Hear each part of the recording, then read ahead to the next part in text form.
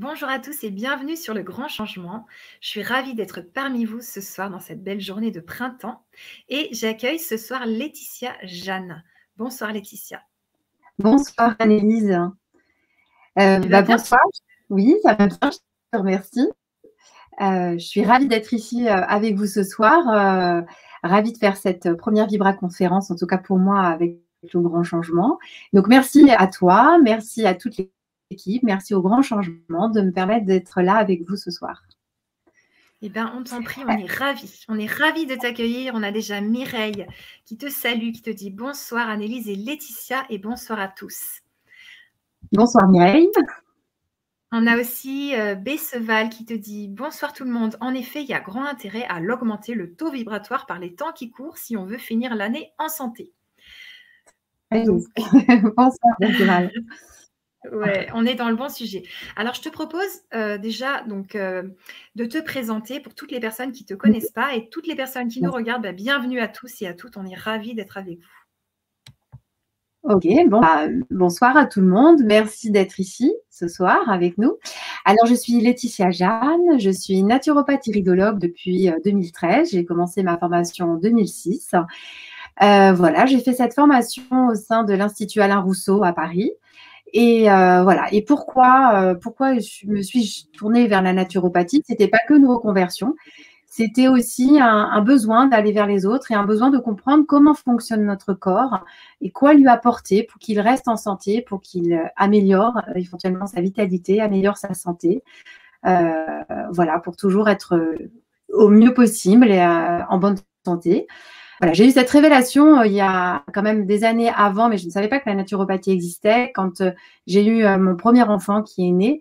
Et en fait, quand j'ai eu cet enfant tout pur, tout neuf, tout beau, tout dans les bras, je me suis dit, mais en fait, je peux pas lui donner n'importe quoi à manger, je peux pas lui mettre n'importe quoi sur sa peau, je peux pas le mettre dans un environnement où il y aurait des choses pas très cool. Et du coup, c'est comme ça un petit peu que j'ai commencé à m'intéresser aux choses naturelles. Voilà. Magnifique. Alors, la naturopathie, on connaît bien. Par contre, l'iridologie, un peu moins. Est-ce que tu veux nous expliquer c'est quoi ce travail que tu fais? Oui, alors je vais aborder tout cela.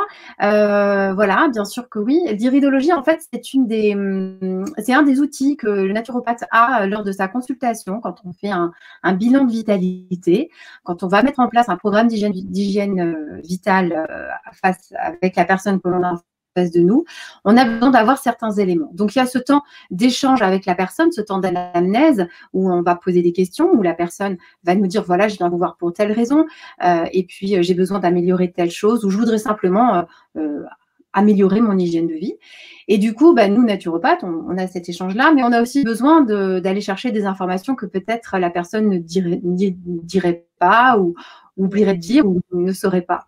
Et donc, pour ça, on a principalement deux outils lors de notre bilan de vitalité, dont l'iridologie. Donc, l'iridologie, c'est l'étude des iris.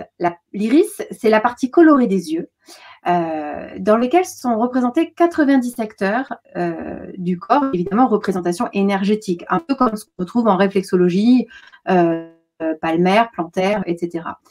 Du coup, voilà. À la différence, je vais pas venir appuyer dans les iris ni rien, mais en fait, c'est une carte, voilà. En fait, il faut savoir que voilà, l'iris, c'est un muscle. C'est le seul muscle qui est visible à l'œil nu. C'est un muscle innervé. Et donc, nous, avec notre iridoscope, c'est-à-dire une loupe qui va venir grossir l'iris, on va pouvoir voir ces différentes représentations qui peuvent être soit de manière sectorisée, soit de manière circulaire. Donc, on va pouvoir avoir des informations sur les forces, les faiblesses d'un organe, d'une fonction, d'une fonctionnalité. Ça peut être au niveau du système digestif, peut-être une information au niveau cardiaque, peut-être au niveau pulmonaire, au niveau de la thyroïde, au niveau de la circulation sanguine, au niveau de la circulation lymphatique, au niveau de la peau, et j'en oublie plein d'autres, bien sûr. Ce qui est intéressant de voir, c'est que comme c'est un muscle, les muscles, en fait, sont constitués de fibres. Les fibres, quand la muscle est en bonne santé, la fibre, elle est resserrée. Et puis, quand le muscle se fatigue, s'abîme, etc., la fibre se distend et, dans un langage simpliste, on va dire, ça forme des trous. Et donc, dans l'iris, Ok. on va avoir cette sorte de trou. Et c'est là où on va avoir des informations. Ce trou, dans mon langage technique, ça s'appelle une vacuole. Donc, du coup, je vais voir, je vais me dire, tiens, dans la zone du, je dis n'importe quoi, foie, tiens, peut-être qu'en ce moment, il est un peu fragilisé, un peu chargé. Peut-être qu'il y a eu un problème dans le passé. Et peut-être qu'il pourrait y avoir un souci si l'hygiène de vie de la personne n'était pas revisitée. Parce qu'il faut savoir qu'on peut voir des signes du passé, on peut voir des signes du moment et on peut voir, alors on n'est pas visionnaire du tout, hein, mais disons que si dans le signe du moment, la personne ne change pas son hygiène de vie, eh bien à ce moment-là, c'est ce qui pourrait arriver. Et ce qui est aussi génial, parce que le corps est juste une machine merveilleuse, c'est que quand j'ai donc ce fameux trou, on va dire, comment dire, je vais le faire de ce côté-là. En fait, avec les années, le corps peut reconstruire. Ce qui veut dire que je vais voir dans l'iris qu'il y a bien une marque, mais qu'il y a bien de la fibre qui s'est remise derrière. Et c'est là où je vais dire, tiens, peut-être que je vois au niveau respiratoire, est-ce que vous avez fait de l'asthme quand vous étiez enfant? Ou tiens, est-ce qu'il y a eu un souci non, je sais pas, au niveau, je sais pas, au niveau dans la zone circulatoire ou dans la zone des jambes, enfin, etc. Et donc, on peut voir cette fibre de reconstruction. Donc, c'est vraiment un super outil. Mais cet outil vient aussi en complément de l'étude psychomorphologique, c'est-à-dire l'étude des formes du corps. Voilà.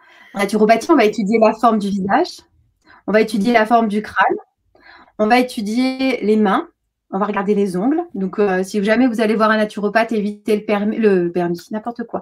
Le vernis. Voilà. Ou alors à la rigueur transparent, mais bon. On va regarder aussi la densité des muscles. On va regarder la pilosité. On va regarder vraiment les formes du corps qui vont nous donner des informations globales sur la constitution de l'individu. L'iridologie, ça viendra un peu plus en détail. Et grâce à l'iridologie, c'est là que des fois, on va aller trouver la cause du dysfonctionnement. Parce que c'est ça qui nous intéresse en naturopathie, c'est de comprendre ce qui dysfonctionne. Le symptôme, c'est un signal d'alarme. Il est génial, merci le corps, de nous le donner. On va pouvoir le soulager s'il est vraiment trop fort. Il ne faut pas laisser quelqu'un dans la souffrance. Mais l'idée, c'est de le soulager, mais ce n'est pas de le traiter, parce que lui n'est qu'un signal d'alarme, et c'est d'aller trouver la cause du dysfonctionnement et de savoir où elle se situe. Et elle peut se situer dans différents corps. C'est-à-dire que si on imagine que là, imaginons que c'est un triangle, d'accord? Et ça représente mon corps physique. On imagine que j'ai un autre triangle au-dessus qui est imbriqué dans le précédent. Le deuxième triangle, c'est mon corps vital, qui est lui-même imbriqué dans un troisième triangle, le corps émotionnel et psychologique, lui-même imbriqué dans un dernier triangle, le corps spirituel. Le tout formant la première enveloppe du corps, c'est ce qu'on appelle le côté holistique de la naturopathie. Et donc, du coup, je peux très bien avoir une douleur dans mon corps physique. Et puis, si je m'en soucie pas trop, ça va atteindre ma vitalité. Et si je m'en soucie toujours pas trop, peut-être qu'à un moment donné, ça va avoir une action sur mes émotions, sur mon psychologique. Et puis peut-être que du coup, ça aura une incidence sur ma spiritualité, parce que si je suis tout bloqué dans mon corps, je ne peux pas m'élever. Bien sûr. Et donc, du coup, ce qui va être intéressant, c'est d'aller chercher la cause du dysfonctionnement. Est-ce que ma cause, elle se situe réellement dans mon corps physique? Bien sûr que c'est possible. Réellement parce que j'ai une grosse baisse de vitalité et du coup, ça explose de partout. Ou est-ce que c'est un choc émotionnel ou une émotion qui remonte ou quelque chose, ou est-ce que ça se situe, pourquoi pas, au niveau de l'âme? Et du coup, c'est l'idée d'aller trouver où se situe la cause pour pouvoir la traiter. Et pour pouvoir apaiser, si c'est une inflammation, réparer si on peut le faire. Voilà, en fait, un petit peu tout ça. Super. Merci beaucoup, Laetitia. C'est passionnant. Voilà. Vraiment, j'adore. Alors, j'aimerais qu'on rentre dans cette Vibra-conférence. Comment augmenter votre taux vibratoire? Que tu nous amènes vraiment à comprendre ça. Donc, bien sûr, par l'alimentation, mais aussi par la naturopathie et par tout ce que tu vas nous apprendre ce soir. Voilà, merci. Donc, du coup, déjà, pour augmenter son taux vibratoire, il faut bien avoir conscience de ce qu'est la force vitale. Donc, la force vitale, c'est ce qui nous maintient en santé, c'est ce qui nous fait vibrer, pardon. Et c'est quelque chose que l'on acquiert dès la naissance. Et donc, dès la naissance, on a chacun notre réserve de force vitale qu'on a acquis un peu par l'hérédité. Et puis, en fonction de cette force vitale et de notre constitution, on va la brûler ou pas, plus ou moins vite tout au long de la vie. Et c'est elle qui nous maintient en santé, qui l'améliore quand il y a besoin. Et on imagine bien que quand on est arrivé au bout de sa vie, bien, il n'y a plus de vitalité en nous, il n'y a plus de force vitale. Donc on la perd évidemment au fur et à mesure de notre avancée dans la vie, mais c'est pas parce que j'ai une grosse réserve que je vais vivre bien longtemps. Et c'est pas parce que j'ai une plus petite réserve que je vais vivre mal et peu de temps. Parce qu'il y a comment je vais entretenir cette énergie vitale tout au long de ma vie. Je peux en avoir peu, mais comprendre, être à l'écoute de mon corps et du coup l'entretenir comme il faut tout au long de ma vie et vivre bien très longtemps. Tout comme je peux en avoir beaucoup et du coup je vais la brûler, je vais la cramer, comme diraient les jeunes. Et du coup, malheureusement, je peux être arrivé à un moment donné où je serai en mauvaise santé et peut-être arriver à pas vivre si longtemps que ça, en tout cas en bonne santé. Donc, c'est vraiment comment cette force vitale, on va pouvoir la conserver. Il faut savoir que c'est cette force vitale-là qui va pouvoir nous permettre de passer en mode d'auto-guérison quand nécessaire et quand on le peut. C'est-à-dire que le corps a cette possibilité, grâce à cette vitalité-là, de passer en mode auto-guérison d'une manière générale, quand évidemment on n'est pas dans un stade très avancé d'une maladie. Voilà. Mais il ne pourra y passer que s'il a assez de vitalité. Donc l'idée, c'est toujours de garder en soi cette vitalité, de toujours remplir sa batterie, de toujours s'assurer qu'elle ne soit pas trop vide. Et du coup, forcément, ça joue sur notre taux vibratoire et ça, en permanence, quoi, en fait. Hein, c'est logique. Et cette force vitale, elle va se matérialiser dans notre corps au travers de deux manières. Au niveau de notre énergie nerveuse, mais également au niveau de notre énergie glandulaire. Et quand je dis énergie nerveuse, c'est là qu'on va avoir des tempéraments, des physionomies, c'est ça, de personnes qui sont plutôt fines, plutôt allongées, alors que la personne qui va puiser son énergie vitale dans son système glandulaire va être un petit peu plus ronde, un petit peu plus musclée, un petit peu plus costaud. Voilà, donc ça c'est voilà. Et ce qui est génial, c'est que malgré tout, peu importe sa morphologie, si j'ai épuisé mon énergie nerveuse par exemple, et ben le corps il va l'épuiser dans mon énergie glandulaire parce que lui, il est toujours en permanence à la recherche de l'équilibre intérieur qu'on appelle l'homéostasie. Et donc ça c'est vraiment top. Alors pour garder cette vitalité en nous, il faut avoir quand même conscience de différentes petites choses dans le fonctionnement de notre organisme. Donc voilà, c'est ce qu'on appelle les 5 grands principes de la naturopathie. Donc ça va être dans un premier temps l'humorisme. L'humorisme, c'est pas l'humorisme, hein, c'est l'humorisme. Ouais. C'est la circulation de nos humeurs, hein, et selon la science d'Hippocrate, les humeurs, ce sont tous les liquides qui sont à l'intérieur de notre corps. Le sang, la lymphe, les liquides extracellulaires. Il faut savoir qu'un adulte est composé, le corps d'un adulte est composé d'à peu près 70% de liquide, celui d'un enfant de 90%. Et ces liquides, ils sont géniaux parce qu'ils amènent aux cellules les nutriments dont elles ont besoin pour bien faire fonctionner l'organisme. Et puis, les cellules, elles utilisent les nutriments et du coup, elles rejettent des toxines. C'est comme nous un peu, quand on mange une banane, on mange toute la banane, mais on met la peau à la poubelle. Les cellules utilisent une partie des nutriments, puis il y a des choses qu'elles mettent à la poubelle. Et bien, les liquides, hop, sur le retour, ils prennent, on va dire, ces toxines pour pouvoir les éliminer auprès de nos émonctoires, que sont la peau, les reins, le foie, les intestins. Du coup, c'est super intéressant que ces liquides soient le plus propre possible, le moins encrassé possible, pour pouvoir faire en sorte que cette circulation se fasse au mieux. Alors, j'aime bien illustrer ça par un petit exemple. On imagine qu'on a 2 camions de pompiers qui partent éteindre chacun un incendie différent, mais à la même distance. D'accord ? Le premier camion de pompiers va emprunter une route qui est fluide. Il n'y a personne. Donc, on est d'accord, il va arriver assez vite au niveau du feu. Et du coup, il va pouvoir éteindre très vite l'incendie. Et ça, c'est génial parce que du coup, celui-ci n'aura pas eu le temps de se propager et tout il n'y aura pas eu trop de dégâts. À l'inverse, l'autre camion pompier, malheureusement, il y a des déviations, il y a des travaux, c'est très encombré, la circulation est très chargée. Donc, il va finir par arriver sur son incendie, mais beaucoup plus tard, ce qui fait que l'incendie aura le temps de se propager. D'accord? Donc, voilà, c'est vraiment pour dire que plus nos liquides sont fluides, plus nos liquides sont détoxinés, bah, mieux se fera la circulation. Dans un sens, pour apporter les nutriments aux cellules, et dans l'autre sens, pour récupérer les toxines et les éliminer.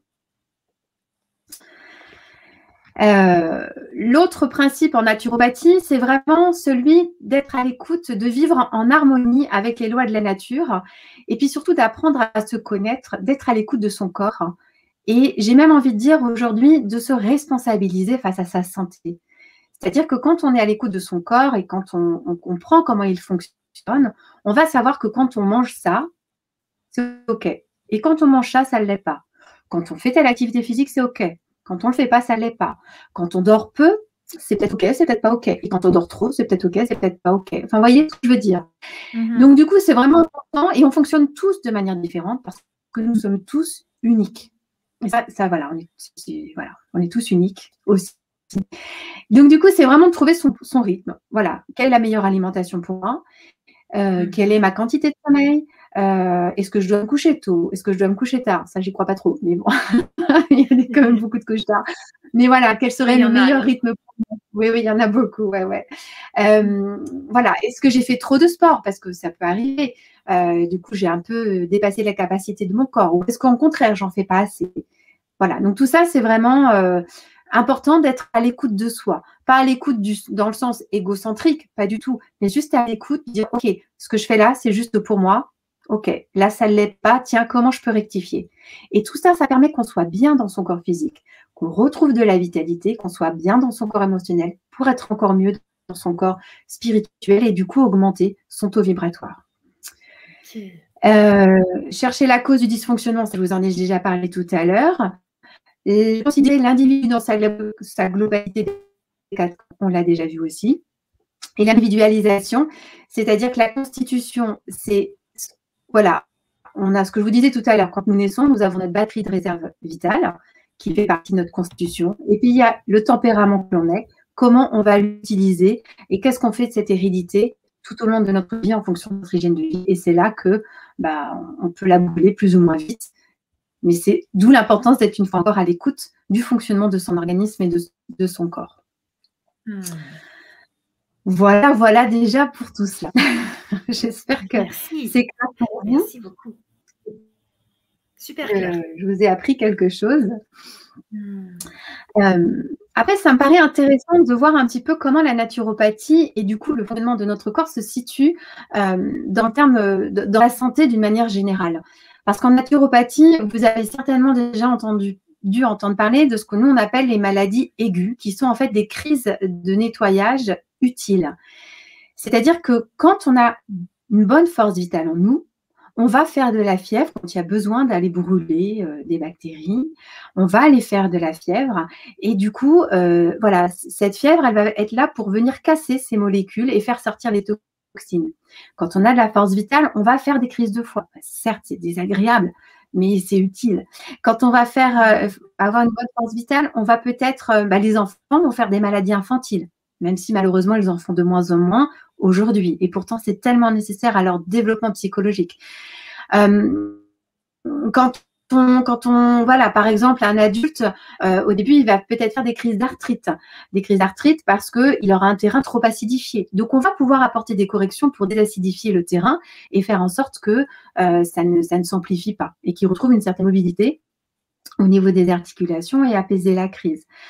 Quand on a beaucoup de vitalité en nous, on va peut-être que certains organes un peu fatigués vont dire attends, je vais sortir tout ce que je peux, par exemple sur la peau. C'est génial, la peau, elle peut nous faire un super eczéma. Alors certes, c'est douloureux, c'est désagréable, mais merci dans le sens où, grâce à lui, c'est un problème respiratoire en moins, parce que souvent l'eczéma vient après des problèmes d'asthme qui ont peut-être été résolus d'une manière trop médicamenteuse. Peut-être qu'on va avoir plein de boutons, des boutons noirs, des boutons blancs, des boutons d'acné. Certes, c'est désagréable, on est bien d'accord. Cependant, c'est un signe que là, le foie, il est un peu chargé, donc pouf, il trouve sa solution parce qu'il y a de la vitalité pour éliminer. D'ailleurs, on voit bien les ados, pour des raisons hormonales ou alimentaires, ont pas mal d'acné. Il y en a généralement moins chez les adultes ensuite. Hein. Ça ne veut pas dire que l'adulte n'a pas non plus de vitalité, mais il y a beaucoup de choses qui se passent quand même quand on est jeune, quoi. Alors, Euh, Laetitia, pourquoi ouais. les maladies infantiles vont aider au développement psychologique? Parce que c'est comme des passages en fin de compte. L'enfant, il a besoin, parce qu'il a cette force vitale-là, il va pouvoir faire sa maladie infantile. Et en fait, on s'est rendu compte que quand les enfants faisaient ces maladies infantiles-là, en fait, psychologique, ce que je voulais dire, c'est peut-être que c'est comme s'il avait, comme si ça lui faisait passer une étape, comme si ça lui faisait passer un cap, en fait. Ça l'aide au niveau de sa croissance. Souvent, un enfant, quand il a fait sa maladie infantile, après, avec probablement de la fièvre, et que quand il s'est remis, on se rend compte qu'il a grandi. Il a poussé, il s'est passé un truc, il a changé, il a mûri. D'accord.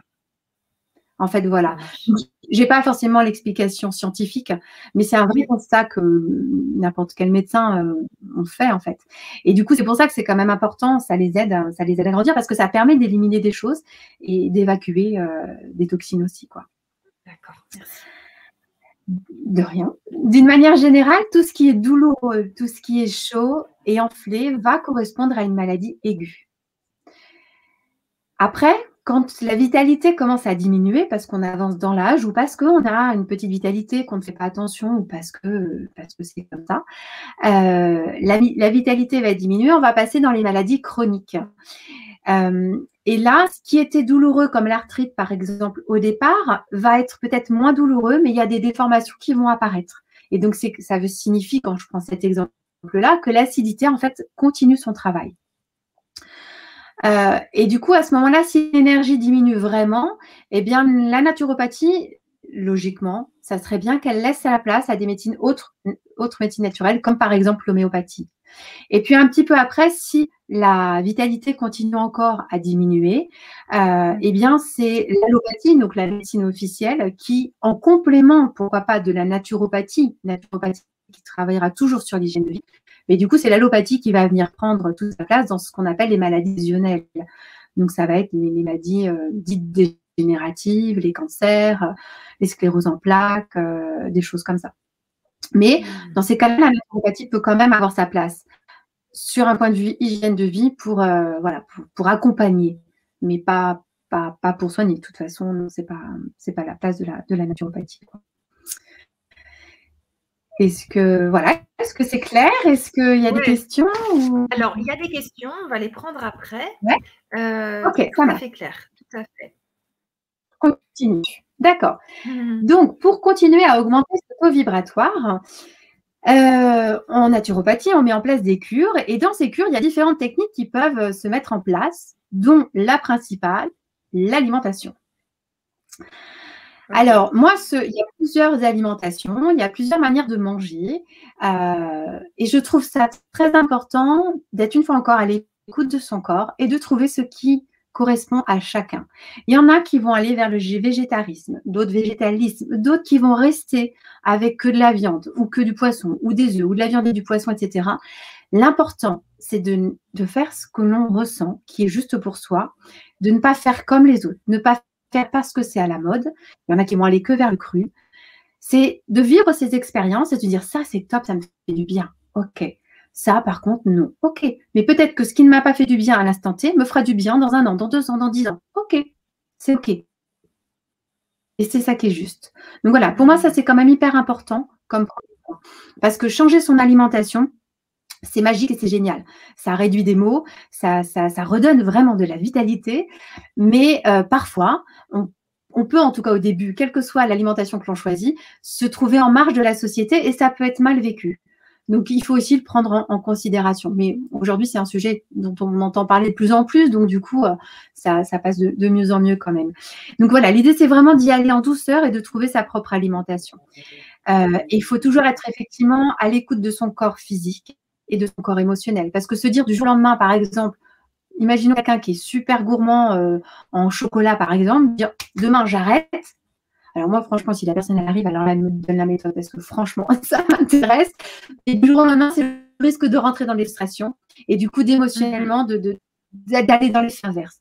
Donc, arrêter, ça peut être l'objectif, mais y aller vraiment à son rythme. Et puis, si on mange encore du chocolat, c'est pas grave. Si on mange encore de la viande, c'est pas grave. Si on mange du saucisson, c'est pas grave. Et c'est surtout, c'est de dire, ok, je le mange avec plaisir. Surtout, je ne culpabilise pas. Et je l'apprécie, je le savoure.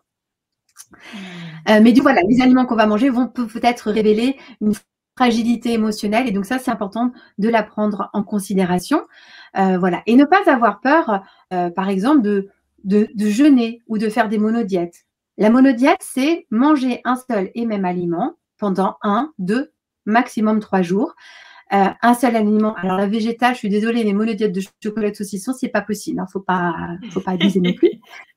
Donc ça va vraiment être manger par exemple que des fruits ou que des légumes. Ils peuvent être crus, ils peuvent être cuits, ou que du riz, ou que des pommes de terre.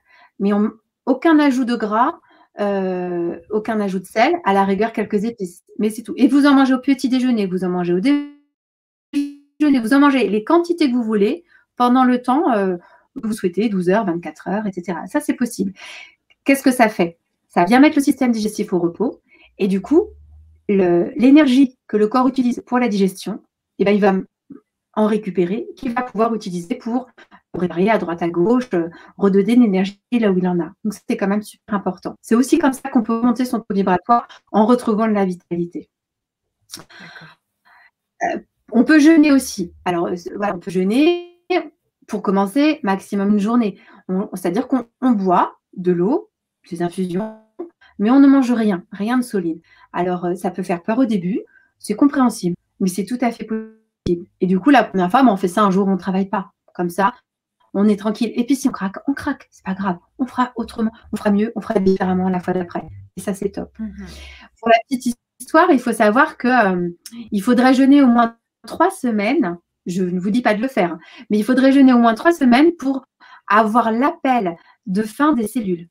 Ça veut dire que chaque jour, on se dit oh, j'ai faim, il faut que je mange. Mais est-ce que c'est la vraie faim? Moi, je vous réponds non. Et pourquoi? Parce que la logique voudrait que si vous avez assez de vitalité, si vous avez une bonne alimentation par rapport à vous, j'entends, et ça voudrait dire que vous allez faire autant de sel que de repas. Je fais un repas, je fais sel. Je fais 2 repas, je fais 2 sels. Je fais 3 repas, je fais 3 sels. Et bien souvent, si on fait une selle par jour, on est content. Moi, je rencontre beaucoup de gens dans mon cabinet qui me disent « Ouh là là, si j'en fais une tous les 2 jours, c'est génial. » Voilà. Donc, du coup, je ne sais plus pourquoi je racontais ça, pardon. J'ai perdu mon idée. Voilà. Et donc, du coup, voilà, souvent, on se dit « Tiens, j'ai faim. » Et en fait, ce n'est pas nécessairement la faim, c'est une sensation de faim. Et en fait, c'est le péristaltisme, c'est-à-dire c'est le muscle c'est la digestion qui reprend, qui a été stoppée pour une raison ou pour une autre, et qui se remet en place et qui peut donner cette sensation de faim qui fait qu'on va manger. Mais si on veut faire un test, on prend un verre d'eau, on prend une infusion, on patiente et on se rend compte que peut-être on n'avait pas si faim que ça et qu'on peut peut-être attendre l'heure du déjeuner pour vraiment manger quelque chose. Et ça évite un petit grignotage. C'est sympa. D'accord. Alors, en termes d'aliments, on va avoir les aliments santé. Évidemment, en naturopathie, on va privilégier à 100% tous les légumes, tous les fruits. Et on va amener vers une alimentation à 80% de protéines végétales, 20% de protéines animales. Après, une fois encore, c'est vraiment au rythme de chacun. On va limiter les aliments poisons, donc les laitages, principalement de vaches, les produits raffinés, les produits sucrés et les produits blancs. Il faut savoir que dans toutes vos farines blanches, dans votre sucre blanc, dans votre pain blanc, il y a 0 nutriments. Il y a 0 calories, il y a 0 nutriments. Donc, en fait, vous mangez, mais ça ne n'apporte rien. Alors que quand on est sur demi-complet, voire sur du complet, on a la céréale et son enveloppe. Et là, oui, on a du nutriment. Donc, ça, c'est quand même plus intéressant. Je ne vous dis pas passer du blanc au complet du jour au lendemain parce que vos intestins, ils ne vont pas aimer du tout. Il faut vraiment, une fois encore, faire les choses de manière adaptée et progressive. Douce, ouais, tout à fait. On va, par exemple, proposer de limiter tout ce qui va être charcuterie, tout ce qui va être viande rouge, parce que c'est des produits très acidifiants. On va proposer de limiter la viande, en tout cas le soir. Et puis, on va aussi aller plutôt sur des produits locaux, le plus de préférence des produits bio, éviter tout ce qui est élevage intensif, par exemple. Voilà. Après, si on ne peut pas acheter des légumes bio, parce qu'on peut le comprendre, ce n'est pas non plus toujours évident, dans ces cas-là, on achète ces légumes et puis on les fait tremper toute une nuit dans de l'eau qui va récupérer un maximum de toxines. Et puis, quand on les utilise le lendemain, surtout, on les épluche bien. La différence d'un produit, c'est qu'on va pouvoir le frotter, le brosser avec une brosse alimentaire et garder la peau parce que c'est dans la peau qu'on trouve un maximum de nutriments, donc un maximum de vitalité. Et en termes de vitalité aussi, c'est que tout ce que vous allez manger de cru et de végétal, bien d'accord, de cru et de vivant. Je fais la remarque, quand on me parle, quand je dis ça, on me dit « Ouais, mais mon carpaccio de viande, il est cru. » Certes, mais la viande, elle est morte. Voilà. Donc, elle n'apportera pas la vitalité. Alors que si je prends une pomme, si je prends un poireau, si je prends un fruit ou un légume cru et que je croque dedans ou que je le bois parce que j'en ai fait un jus, là, j'ai l'intérêt nutritionnel de l'aliment et également, je fais le plein de vitalité. Donc, je vous invite vraiment à ouvrir tous vos repas par des crudités ou par des jus de légumes crus que vous pouvez faire vous-même avec un extracteur, voire une centrifugeuse, ou que vous pouvez aussi acheter dans les boutiques bio en bouteille. Mais vraiment, voilà, une chose à retenir, c'est que vraiment, voilà, pour avoir de la vitalité et augmenter son énergie vitale et donc son taux vibratoire, eh ben, c'est intéressant de manger quand même des aliments crus, végétaux à tous les repas. Et une chose aussi importante, c'est que les fruits, c'est intéressant, c'est même important de les sortir des repas. Le fruit cru. Parce que quand je vais manger une pomme, enfin un fruit cru, n'importe lequel, il va être digéré, assimilé en une demi-heure. J'aurai l'intérêt nutritionnel et j'aurai l'intérêt vitalogique, enfin de la vitalité, pardon. Si je mange cette même pomme à la fin d'un repas, ma pomme va être digérée après tout le reste du repas. Et donc, du coup, elle va être mélangée à tout son repas qui va prendre des heures à être digérée. Et du coup, je vais perdre l'intérêt, la vitalité du fruit et je vais perdre son intérêt nutritionnel. Donc, mangez toujours des fruits seuls, en dehors du repas, vers 10 heures, vers 16, 17 heures, pour garder la vitalité, l'énergie de ces fruits. Ça peut être des fruits frais, des fruits secs, comme les raisins secs, les figues, les abricots, ou des oléagineux comme les noisettes, les amandes, les noix de cajou, les noix du Brésil, etc. etc. Ok, j'aurais une question. Parce que j'ai eu des intervenants qui m'ont parlé beaucoup de médecine chinoise et qui expliquaient que faire cuire les légumes et tout ça, et les aliments, ça fatiguait moins la rate et le foie, et qu'en fait, le cru fatiguait énormément le corps. Qu'en penses-tu ? Alors oui, effectivement, il y a plein de choses à ce niveau-là. Si on a une bonne vitalité, le cru ne peut que redonner de la vitalité, ne va pas fatiguer. Et si on a un doute, on peut effectivement ouvrir son repas par le cru qui va quand même apporter de l'énergie vitale. On peut manger du chaud derrière. Après, ça va dépendre des saisons. Et une fois encore, ça va dépendre de chacun. Il y a des personnes qui vont être capables de faire que du cru pendant une journée, 2 journées, 1 an, 3 ans ou toute leur vie. Et puis, il y en a qui vont le faire par période. Et puis, il y en a qui vont avoir besoin de dire non, là, en fait, le cru, je ne peux pas. Je mange ma soupe chaude, je mange mon légume. Donc, l'idée, c'est vraiment d'être à l'écoute de son corps. Parce que c'est pareil, c'est vraiment d'être à l'écoute de son corps et d'expérimenter. En fait, c'est ça, expérimenter, faites-vous confiance et reprenez les rênes de votre santé. La médecine chinoise, elle dit ça, l'ayurvédique, elle dit ça, la naturo, elle dit ça. En fin de compte, on dit la même chose. On a les mêmes bases. Nos médecines sont toutes aussi ancestrales les unes que les autres. La différence, c'est peut-être qu'il y en a une qui s'est développée sur un continent asiatique, un continent indien et un continent européen. Et c'est normal, on n'a pas les mêmes climats, on n'a pas la même histoire, on n'a pas les mêmes constitutions. Donc, ça peut expliquer différents changements. Mais une fois encore, l'important, c'est de trouver ce qui nous convient et donc d'expérimenter. Génial, merci. Alors, peut-être que tu peux commencer à nous parler des ateliers, parce que les ateliers, ça va être passionnant. Et j'ai envie de mettre le lien pour les personnes, pour que vous puissiez vous procurer les 3 ateliers de Laetitia Jeanne. Donc, je vous mets le lien dans le chat. Et j'aimerais bien que tu nous parles un petit peu des ateliers. Déjà, l'atelier 1, augmenter votre énergie, manger ce qui vous convient. Qu'est-ce qu'on va vivre dans cet atelier ? Alors, je précise un dernier truc, c'est que tous les ateliers vont être, excuse-moi Laetitia, je précise juste que tous les ateliers sont disponibles à vie. Vous pouvez vous les procurer à tout moment. Voilà. Ok. Eh bien, dans cet atelier, l'idée, ça va être de comprendre le fonctionnement de son corps, de comprendre une fois encore ce dont il a besoin, qu'est-ce qu'il a besoin qu'on lui apporte en termes d'alimentation pour avoir les idées claires, pour garder son augmentation du taux vibratoire. Et donc, du coup, là, je vais vraiment m'intéresser aussi à son fonctionnement, savoir comment il fonctionne. Je vous ai parlé un petit peu brièvement tout à l'heure des émonctoires. Là, je développerai un petit peu plus ces portes de sortie qui nous permettent d'éliminer nos toxines. Et puis, vraiment, on approfondira aussi la partie alimentation, donc les différents types d'alimentation. D'accord. Alors, dans l'atelier 2, extracteur de jus. Dans l'atelier 2, voilà, on va essayer d'aller tirer le meilleur des légumes et des fruits. Donc, du coup, c'est l'idée de parler de l'intérêt des jus de légumes crus, pourquoi pas des jus de fruits aussi. Donc, voir comment comment les faire, quelles sont les associations que l'on peut faire, et puis quel est l'intérêt de ces jus de légumes crus, comment les consommer, voilà. Ok, donc tu vas nous donner des recettes peut-être? Voilà, il y aura des petites recettes. J'expliquerai aussi comment les faire. Enfin, comment les faire, maintenant, vous allez me dire, c'est super simple. Mais on parlera un petit peu aussi de l'intérêt vraiment de faire ces jus de légumes crus. Et puis oui, il y aura des recettes. Un jus pour limiter les migraines, un jus pour la vitalité, le petit jus du matin. Voilà, des petites choses comme ça. Le jus pour les enfants, tout ça. Ok, donc tu nous diras quand les boire, comment, est-ce que ça peut remplacer un repas, des choses comme ça?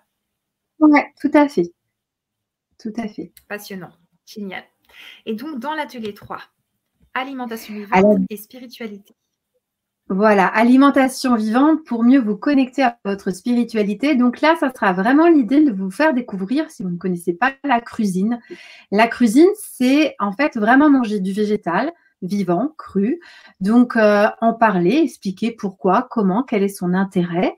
Et puis, proposer des recettes. Et puis, voilà, j'espère même avoir préparé des petites choses et pouvoir vous les montrer à travers l'écran en espérant que ça vous donne envie.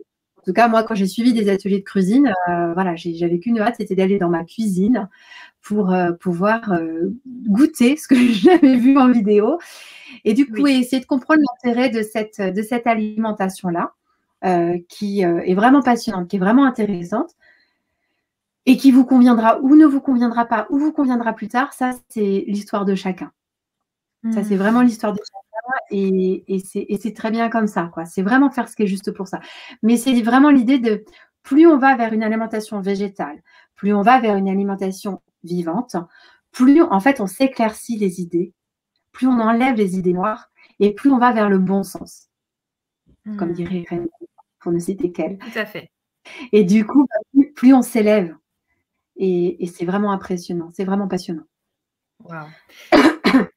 Tout à fait ça. On a justement Irène Grosjean, on a Thierry Casasnovas qui nous présentent beaucoup l'alimentation vivante, le crudivorisme et qui font beaucoup de vidéos pour expliquer tout ça parce qu'il y a besoin de comprendre aussi, pour comprendre pourquoi. Bien sûr. C'est vrai qu'on descend du singe, alors on serait plus adapté à manger cette alimentation et en même temps, on chauffe les aliments depuis tellement longtemps que ça nous questionne. Tu vas aussi nous parler un peu de ça, de pourquoi cette alimentation pour l'humain?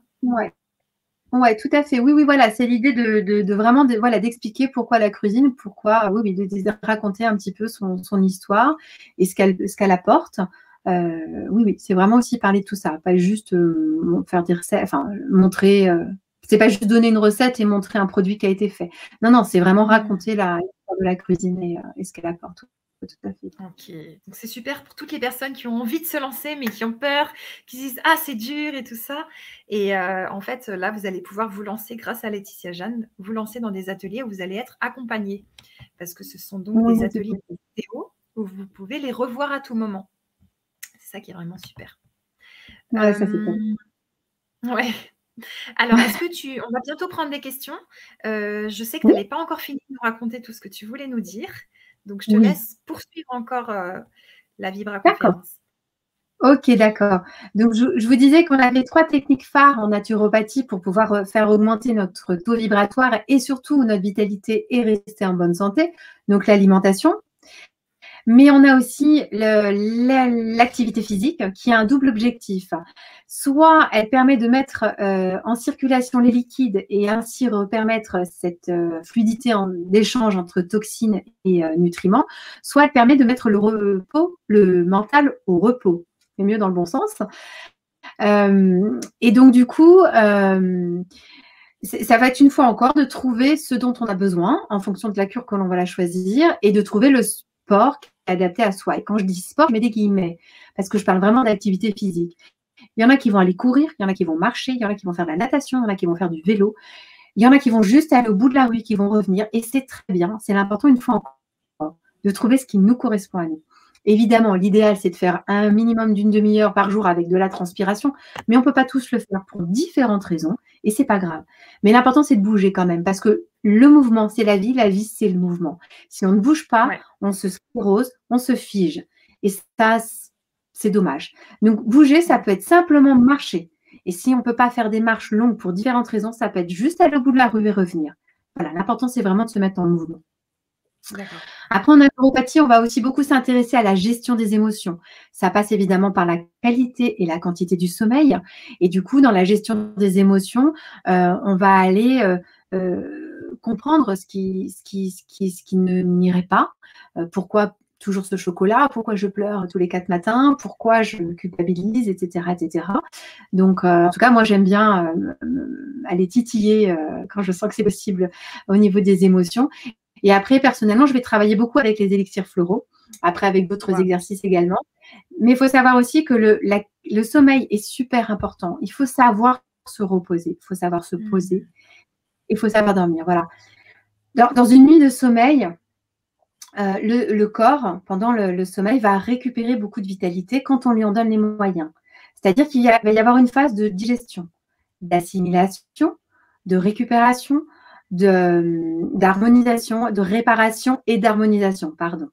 Donc, si j'ai un sommeil de qualité et de quantité, mon corps va faire tout ça. Ce qui fait que logiquement, je me réveille le lendemain matin, je suis en forme et j'ai faim. Si par contre, j'ai un sommeil qui est court, eh bien, mon corps aura peut-être terminé de digérer, mais il n'aura pas assimilé. Et parfois même, il n'aura même pas terminé sa digestion. Et si j'ai un sommeil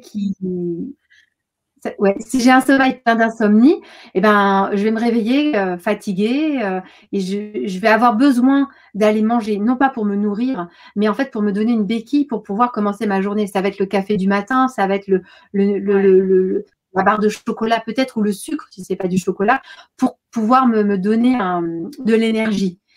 Voilà. Alors que, voilà. Mais si je revisite mon énergie, mon alimentation et que je revisite mon hygiène vitale, c'est ça mon hygiène de vie, je vais pouvoir améliorer cela.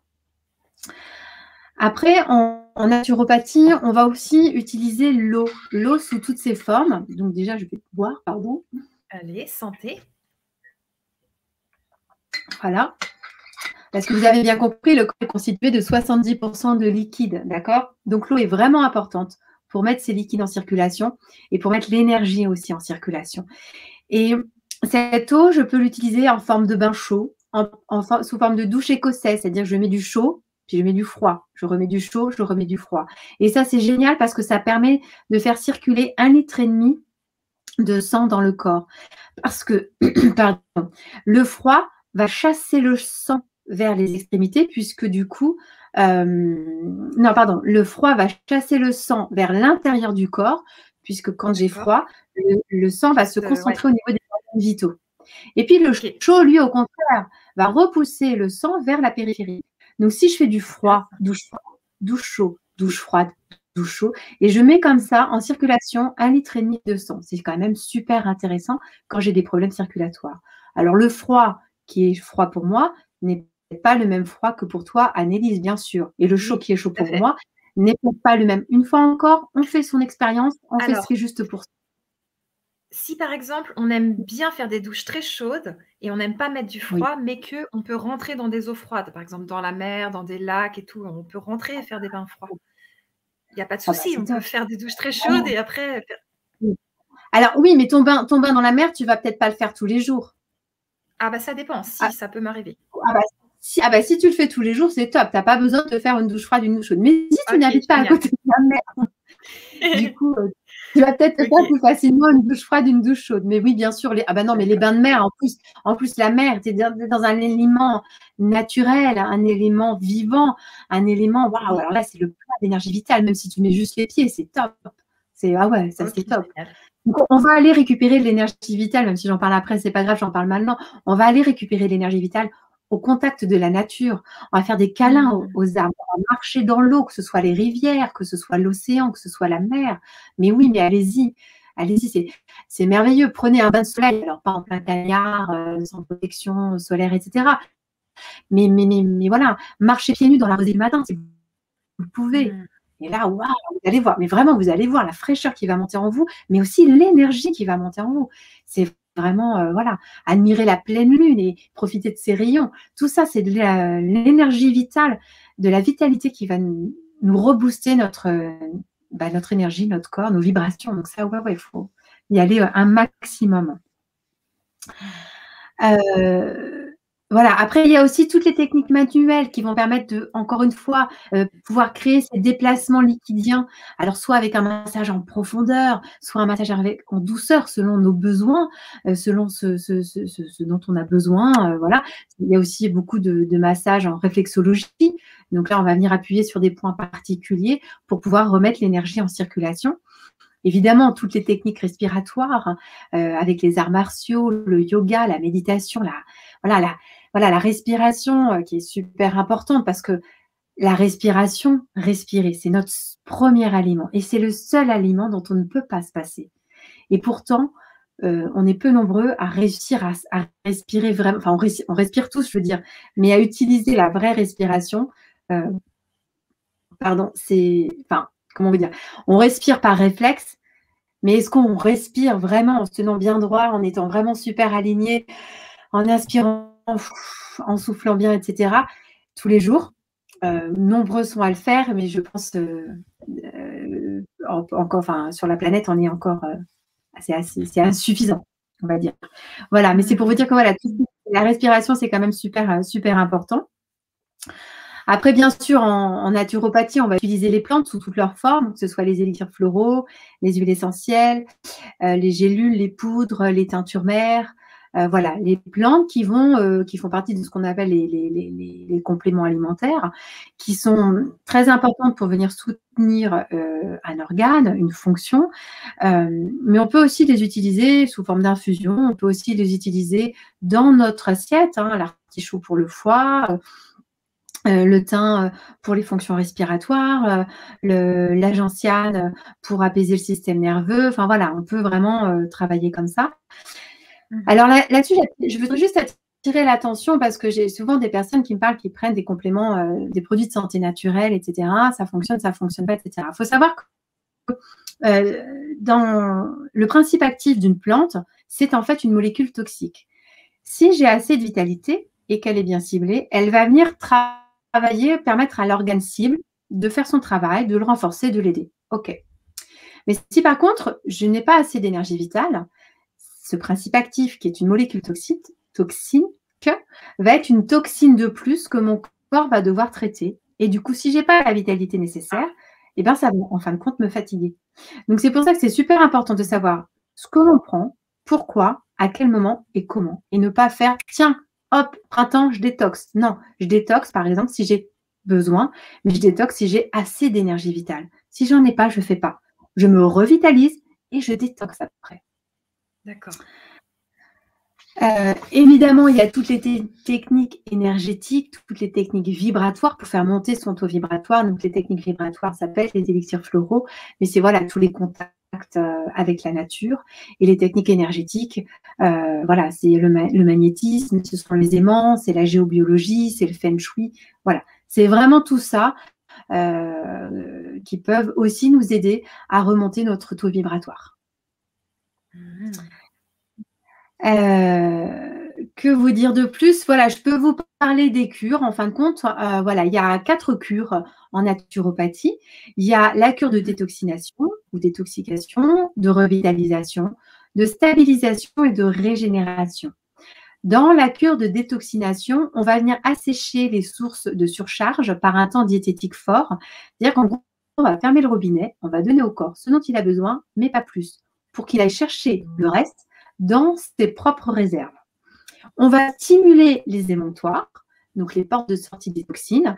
Voilà, on va faire en sorte que tous les déchets soient vraiment éliminés par ces émonctoires. Donc, on va peut-être apporter les plantes qui seront utiles à ce moment-là pour cela.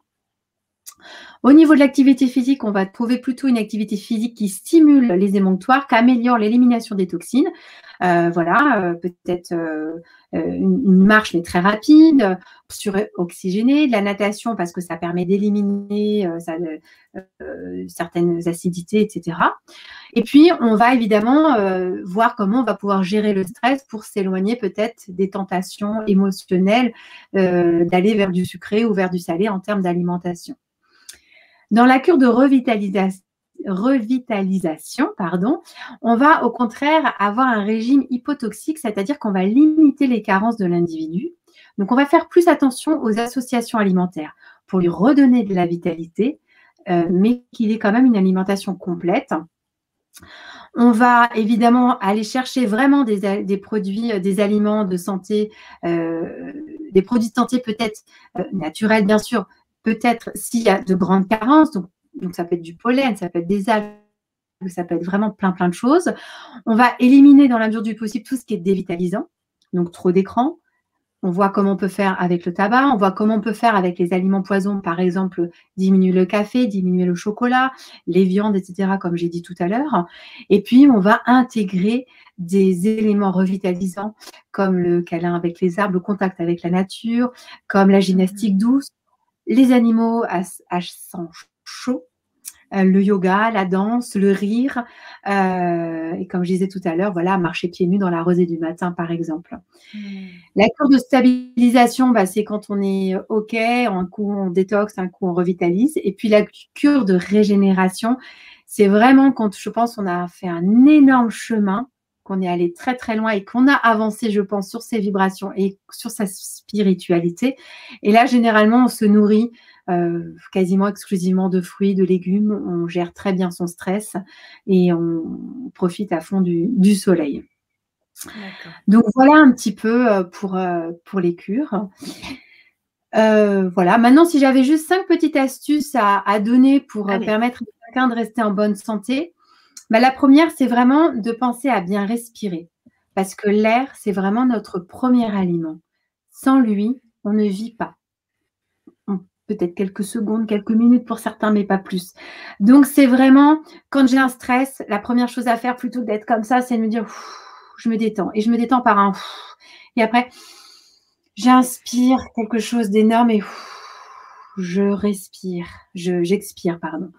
Vraiment, ça apporte du calme, ça apporte de la détente, ça amène de la clarté aussi au niveau du mental. Ça permet de lâcher prise au niveau du mental aussi.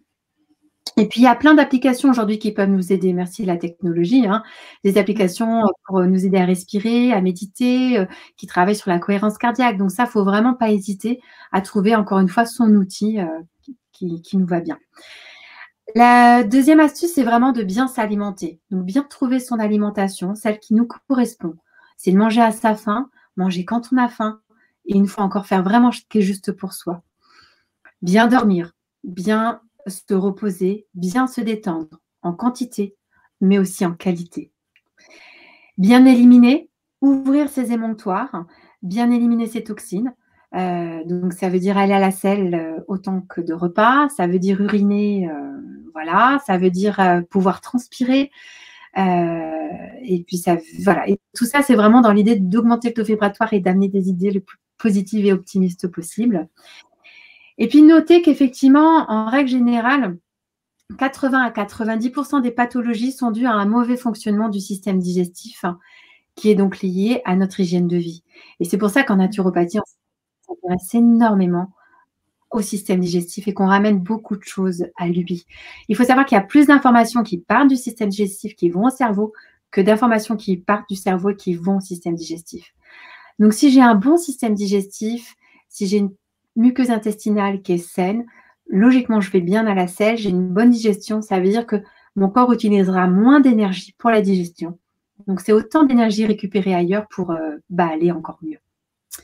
Voilà ce que je pouvais vous dire aujourd'hui. J'espère que c'est clair pour tout le monde. Ah ouais, c'est vraiment super. Je te remercie beaucoup, Laetitia. Voilà, avec plaisir. Alors, on va prendre des questions parce qu'il y en a pas mal. Alors, Donc, il y a Namasté qui te demande: bonsoir les amis, pourriez-vous aborder les régimes végétaliens crudivores et les problèmes qui pourraient survenir, carences par exemple, et autres que j'ignore? Merci. Alors, oui, donc tout ça, je l'aborderai beaucoup dans les ateliers, notamment un petit peu dans tous. Mais alors, je pense que déjà, en fait, ouais, et je pense qu'une fois encore, il faut vraiment faire son expérience et puis il ne faut pas avoir peur. Parce que c'est la peur qui nous met des barrières, qui nous met des freins. Et je ne vais pas dire que c'est la peur qui crée les carences, hein, mais peut-être que le régime végétalien ou crudivore va correspondre à une personne, mais pas à une autre. Et donc, c'est vraiment à chacun d'expérimenter et de voir comment il se sent. Voilà. Moi, j'ai des personnes autour de moi, et même au sein de ma propre famille, qui ne pourront pas se passer d'une alimentation encore carnivore. Ben, ce n'est pas grave. L'important, c'est que ça leur convienne. Quand on écoute Irène Grosjean, Nelly Grosjean, Astrid, etc., qui ne mangent que du cru, elles s'expliquent bien qu'en fin de compte, pour elles, en tout cas à leur niveau, il y a zéro carence. Il n'y a vraiment rien, il y a vraiment se faire confiance et que, en fait, dans la nature, à la base, on a tout ce qui est utile à notre corps pour bien fonctionner. Donc, c'est vraiment y croire, se faire confiance, y faire confiance. Et voilà. Et si on a un doute, eh ben, on n'y va pas, on expérimente autre chose et puis on y va après ou on n'y va jamais. C'est pas grave non plus. Oui, c'est vrai qu'on parle beaucoup de carences, notamment en vitamine B12, quand on est végétalien. Alors aujourd'hui, il y a des super vitamines B12 par des laboratoires hein, qui peuvent venir compléter. Et dans ces cas-là, on complète et ça rassure et puis ça va bien. Voilà. Mais bon, c'est pas… Voilà. Ok, merci beaucoup. Alors, il y a Carole qui te demande: le jeûne aide pour avoir les liquides fluides. Est-ce que c'est ça? Elle te demande si ça aide.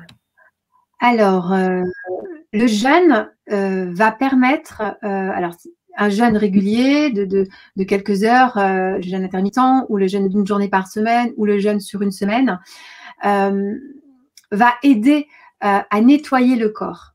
Ça va aider à nettoyer le corps parce que du coup, quand on jeûne, normalement, on fait quand même des purges, c'est-à-dire qu'on vide vraiment les intestins.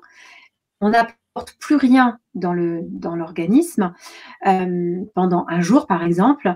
Donc, du coup, on met le système digestif au repos. En mettant le système digestif au repos, on va retrouver de l'énergie vitale. Du coup, oui, ça va permettre au liquide de se nettoyer. Mais ce qui va vraiment permettre au liquide d'être plus fluide et d'être plus propre, si je puis dire, c'est d'avoir une bonne hygiène de vie.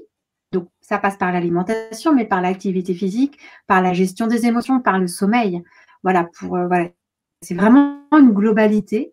Et c'est tout ça qui va faire qu'à un moment donné, on va pouvoir rendre ces liquides effectivement fluides.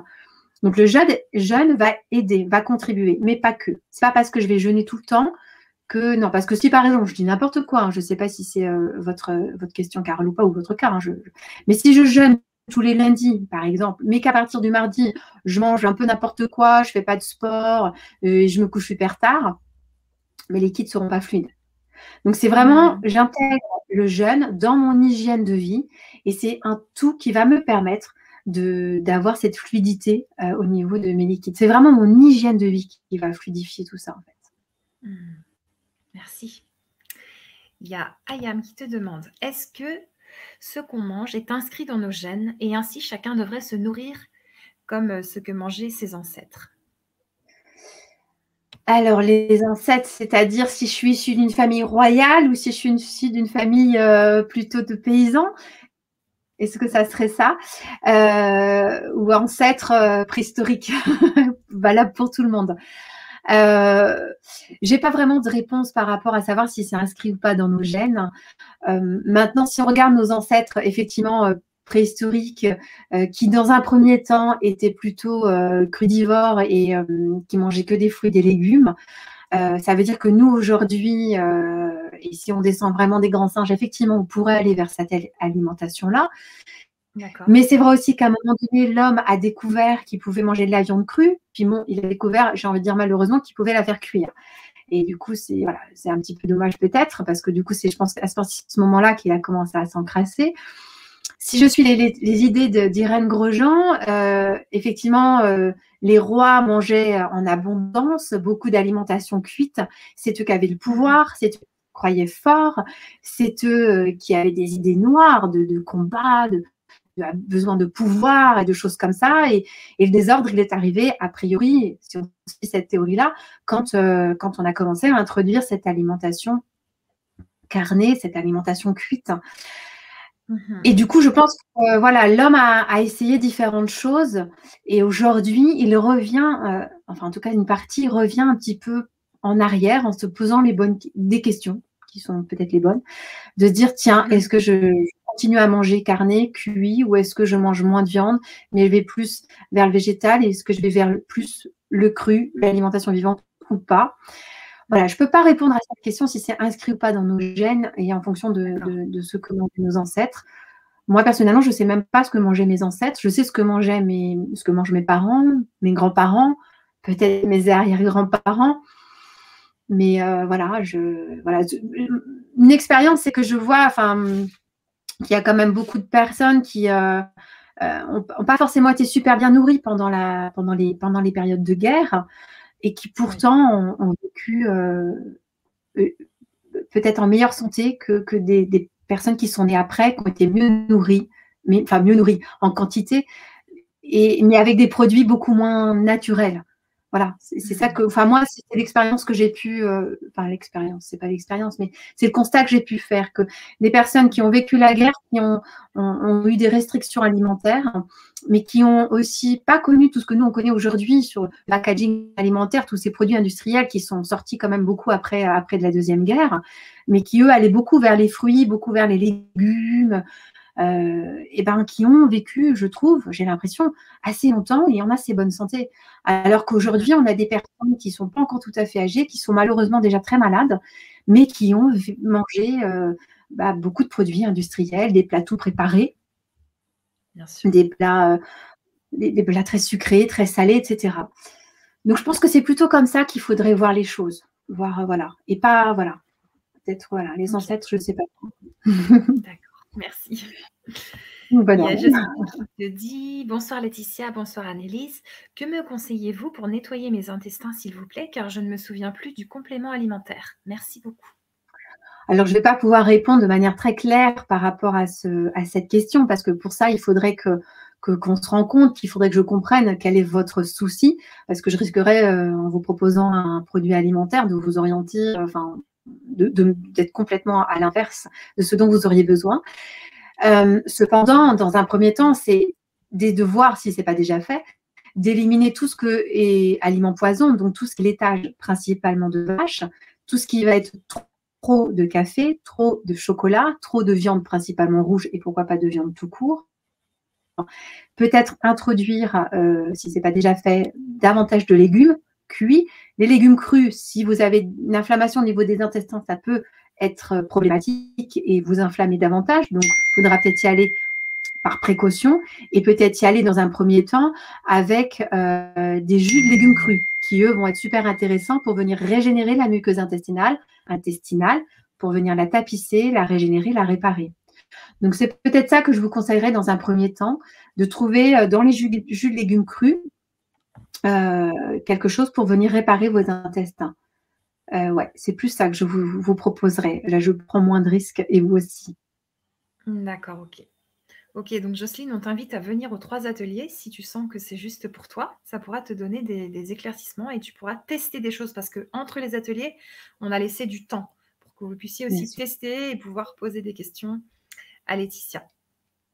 Alors, je te remercie beaucoup, Laetitia. Est-ce que tu as encore des conseils à nous donner importants pour que on sache vraiment, par rapport à ces 3 ateliers, ce qui va se passer? Alors, par rapport à ces 3 ateliers, il va se passer quoi? Vraiment, dans le premier, je vais vraiment revenir du fonctionnement de notre corps parce que, savoir quoi manger, comment le manger, savoir quoi moins manger, etc., c'est super important. Mais moi, je trouve que c'est quand même aussi très important de comprendre comment fonctionne son propre corps pour pouvoir lui apporter ce qui est au plus juste pour lui. Donc, dans ce premier atelier, je vais quand même parler de ça et on va parler un peu plus en détail de l'alimentation. Dans le deuxième atelier, on va vraiment s'axer sur l'intérêt nutritionnel, en termes de vitalité également, des jus de légumes crus, en proposant différentes recettes que vous pourrez vous-même essayer.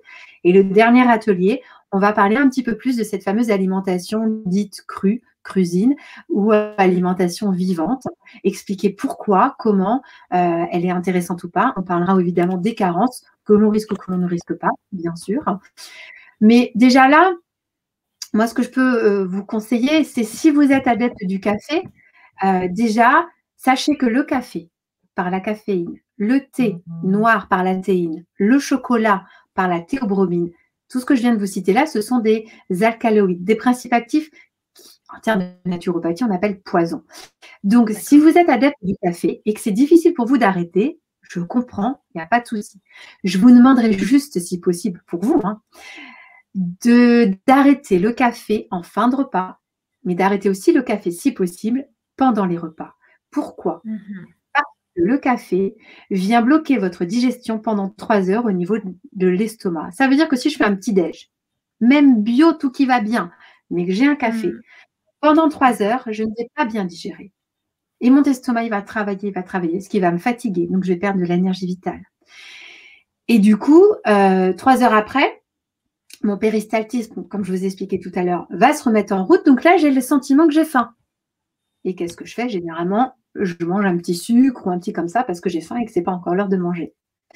Donc, si je veux déjà changer quelque chose, le café, et si je ne peux pas m'en passer, ce n'est pas grave. Mais par contre, j'essaye de le boire tout seul en dehors des repas. Donc, soit je me lève, je ne peux pas me passer de mon café, je bois mon café, je ne mange rien d'autre. J'arrive au travail et là, je mange des fruits frais, des fruits secs, ou je me suis amené une tartine, pourquoi pas, de chèvre avec des graines germées dessus, ou une tartine de purée d'oléagineux. Voilà. Et par contre, le café de fin de repas du midi, je pense qu'il est peut-être plus facile de l'enlever, voire de le remplacer par une infusion ou un thé vert. Pourquoi pas? Et on peut remplacer le café du matin par un thé vert, par une infusion, c'est possible. Et sachez donc que le thé noir a les mêmes effets que le café et que de manger du chocolat ou boire du chocolat, ça aura le même effet aussi. Donc, je ne dis pas arrêtons le chocolat, même si ça serait l'idéal. Je ne dis pas arrêtons le café, même si ce serait l'idéal. Mais en tout cas, on peut essayer de diminuer et de les manger en dehors des repas. C'est déjà un premier pas. Ça, les jus de légumes crus qui peuvent être introduire aussi en début de repas ou les crudités. Ok. Alors, j'ai mis tes réseaux sociaux dans le chat pour les personnes qui aimeraient te contacter pour des séances et tout et tout. Et j'ai une question par rapport au chocolat. Le chocolat 100% cacao, donc il n'y a plus de sucre dedans. C'est quand même un poison si on en mange 2 fois par jour, par exemple. Alors, est-ce qu'on parle du chocolat 100%, comme tu dis, qui est quand même en tablette de chocolat, ou est-ce qu'on parle du chocolat cru? Non, on parle de tablettes de chocolat, mais il n'y a pas de sucre à l'intérieur. C'est que du cacao. Mais c'est quand même chocolat pour le foie, c'est moyen. Voilà. Ouais. Alors, ça sera mieux qu'un chocolat au lait ou qu'un chocolat noir de base, on est d'accord. Mais ça sera toujours un petit peu poison. Mais une fois encore, si c'est 1 carré par jour, c'est pas grave, que ce soit même le chocolat lambda. Voilà, faut pas. Ce que je viens de vous dire là, il faut pas que ça vous stresse, c'est pas du tout l'idée. Ouais. Et l'idée, c'est surtout pas d'aller dans la frustration. Donc, 1 carré de chocolat, c'est OK. Il n'y a vraiment pas de souci. Voilà. Mais si on peut, on le sort du repas pour que ça ne vienne pas bloquer la digestion, la ralentir et la complexifier. Notamment, si vous faites un super repas, pas trop assez tôt le soir, mais vous, après, vous mangez un chocolat, bah, c'est dommage parce que du coup, ça va être compliqué pour peut-être dormir correctement le soir. D'accord. Ouais. On a Brigitte qui répond donc à Jocelyne. Tu sais, tout à l'heure, elle demandait par rapport à ses intestins. Elle lui dit, Jocelyne, trouvez un prof de yoga qui vous fasse faire l'exercice de la conche. C'est un très bon processus pour se nettoyer les intestins parfaitement d'une manière naturelle. Est-ce que tu connais, toi, cet exercice? Non, je ne connais pas l'exercice de la conche. Je ne suis pas très experte en yoga, pour tout vous dire, même si je pense rectifier ça prochainement. Mais donc, du coup, non, je ne peux pas répondre par rapport à ça. Mais je pense que de toute façon, évidemment, tous les exercices de yoga et qui vont travailler, j'imagine, avec la respiration et avec les mouvements oui, qu'on fait en bougeant ses intestins. Bien sûr, c'est comme se masser les intestins dans le sens des aiguilles d'une montre, évidemment. Tout ça, c'est très juste, bien sûr. Tout à fait. Ok, merci. On De rien. a Sylvie qui te dit, peut-on faire le fasting du soir après le repas au lendemain midi? Y a-t-il des contre-indications? Mais je ne sais pas ce que c'est que le fasting. Eh bien, moi non plus. Donc, on n'est pas... Ok. Franchement, le fasting, je ne sais pas ce que c'est. Sylvie, si tu veux nous Pas non plus. préciser, très Ouais. volontiers, précise-nous, parce que là, on ne sait pas. Et Mhm. j'ai aussi une question d'Ayat. On va voir si tu la Mhm. comprends. Alors, d'une ouverture de troisième œil, je n'arrive pas de la viande. Est-ce que la viande peut empêcher la connexion spirituelle? Bah, oui, bien sûr, et surtout la viande de porc. Alors, ne me demandez pas pourquoi, mais la viande de porc, effectivement, si vous voulez vous ouvrir sur un point de vue spirituel, Oui. oui, arrêtez le porc parce que je pense que simplement, elle doit être très riche en toxines. Donc, du coup, D'accord. oui, la viande de manière générale, mais la viande de porc de manière bien particulière, oui, ça, sur un plan énergétique, c'est bien d'arrêter. Et je pense que les viandes d'une manière générale aussi. Ouais. Ok. Alors, Pour on a meilleure Fadwa. connexion. Merci, Fadwa. Il y a Fadwa qui nous dit que le fasting, c'est le jeûne. Donc, merci beaucoup. Donc, on va Ah, reprendre la question d'accord. de Sylvie qui dit, J'ai jamais peut-on entendu faire, parler de ça. moi non Oui. plus, peut-on faire le jeûne du soir après le Ouais. repas au lendemain midi? Bien Y sûr, a-t-il des bien sûr. Alors, contre-indications? non, donc ça veut dire que tu dînes le soir et tu remanges que le lendemain midi. Il n'y a aucune contre-indication dès lors que la personne se sent bien. Voilà. Mais il n'y a aucune contre-indication. Alors, évidemment, l'idée, c'est pas non plus de faire un repas du soir gargantuesque, hein. On fait un repas Ouais. du soir bien, hein, pour passer une bonne nuit, pour bien digérer, bien faire les différentes étapes que je vous ai indiquées tout à l'heure dans le sommeil. On se réveille bien. L'idée, c'est que si quand on se lève le matin, on n'a pas faim, mais c'est que le corps, il n'a peut-être pas terminé son travail de la nuit et du coup, il n'a surtout D'accord. pas besoin qu'on lui rajoute quelque chose. Imaginez, le soir, vous garez votre voiture et puis vous avez fait le plein. Est-ce que le matin, quand vous vous levez, avant toute chose, vous remettez de l'essence dans la voiture? Ben non, vous ne l'avez pas utilisé. Sinon, ça déborderait. Et maintenant, c'est pareil. Si le soir, on a fait un repas qui va bien, on se lève le matin, on n'a pas faim, si on remange, en fin de compte, on va venir surcharger le corps. Et c'est là qu'il va venir se fatiguer parce qu'il dit, ah là, attends, tu me redonnes des trucs, mais moi, je t'ai rien demandé là. Et là, il va falloir que je digère. Je suis fatiguée déjà. Et là, ah non, mais attends, tu sais quoi, je vais même pas m'embêter, je vais stocker. Pof, pof, pof, pof, pof. Et du coup, c'est Ouais. dommage parce que ça va surcharger le fonctionnement de l'organisme et peut-être bien l'organisme. Donc, si le matin vous vous levez et que vous n'avez pas faim, vous ne mangez pas. Vous emmenez une pomme, des fruits secs, une banane, et vous faites ça, votre pause fruits dans la matinée, et puis vous mangez le midi. Mais vous pouvez aussi très bien ne pas manger le matin, ne pas manger dans la matinée et ne remanger que le midi. C'est ce qu'on appelle le jeûne intermittent. Oui. Il n'y a pas de souci avec ça. Et puis si au contraire vous avez faim le matin, bah, vous mangez. C'est OK. Voilà. Mais c'est l'idée de ne pas venir Waouh. remettre de l'essence dans votre voiture si on n'a pas besoin en fait. Bien sûr, bien sûr.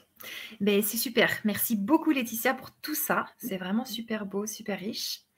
On vous invite à nous rejoindre pour les 3 ateliers. Donc, c'est des ateliers enregistrés. Donc, vous les aurez à vie. Vous pourrez les revoir. Vous pouvez venir en ligne avec nous pour poser vos questions ou vous pouvez les acheter et les voir par la suite. Et Laetitia, je te propose de nous faire une belle conclusion pour cette Vibra conférence sur tout ça. Bah déjà, une fois encore, merci beaucoup au Grand Changement. Merci à vous toutes, vous tous qui étaient présents ce soir parce que sans vous, ça n'existerait pas. Moi, j'adore parler de tout ça, j'adore partager tout cela. Donc, vous l'aurez bien compris, pour gagner en vitalité, pour être bien dans ces 4 corps d'une manière holistique et pour pouvoir s'élever sur un plan spirituel et augmenter sa vibration, bah, c'est simple, il faut être à l'écoute de soi, il faut apporter de l'alimentation vivante à son organisme, il faut bien respirer, bien se reposer et bien éliminer. Voilà. Merci beaucoup. Merci. À très Merci bientôt à pour les vous. ateliers. J'ai hâte. Merci Moi beaucoup. Bonne aussi. soirée à toutes et à tous. Bonne soirée. Bonne soirée. Au revoir.